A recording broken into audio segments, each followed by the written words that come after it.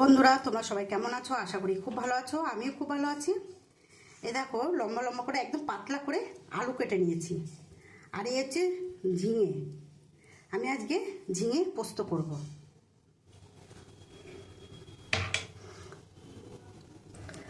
আমি এই পোস্তটা একটুখানি বেটে নেব।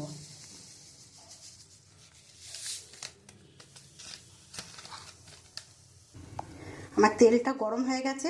আমি এর মধ্যে একটু কালো জিরে দিয়ে দেবো। আমি আলুটা একটু লাল লাল করে ভেজে নেব। আমি পোস্তটা না ছিলে বেটে নেব। দুটো কাঁচা লঙ্কা দিয়েছি। এবার আলুটা ভাজা হয়ে গেছে। এবার আমি ঝিঙেগুলো দিয়ে দেবো।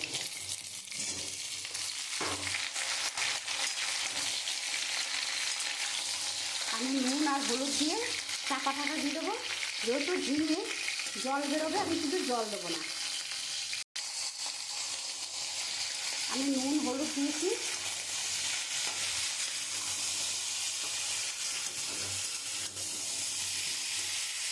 আমি এবারে একটু ঢেকে দেবো।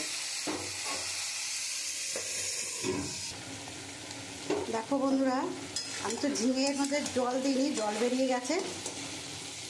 আমি এর মধ্যে একটুখানি গুঁড়ো লঙ্কা দিয়ে দেবো আর দুটো কাঁচা লঙ্কা দিয়ে দেবো।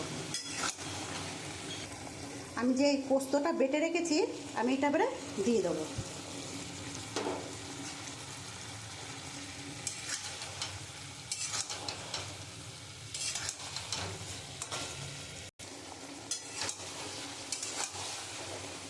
দেখো বন্ধুরা, আমার ঝিঙে পোস্তটা হয়ে এসছে, আর একটু হবে।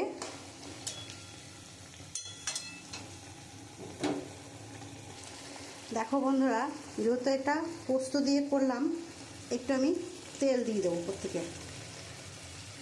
আমি তেল দিয়ে দিয়েছি। নামানোর আগে একটু তেল দিলে ভালো লাগে। দেখো বন্ধুরা, তেল ছেড়ে দিয়েছে।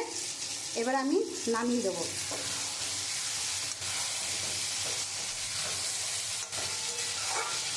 আমি কিন্তু একদম জল দিইনি।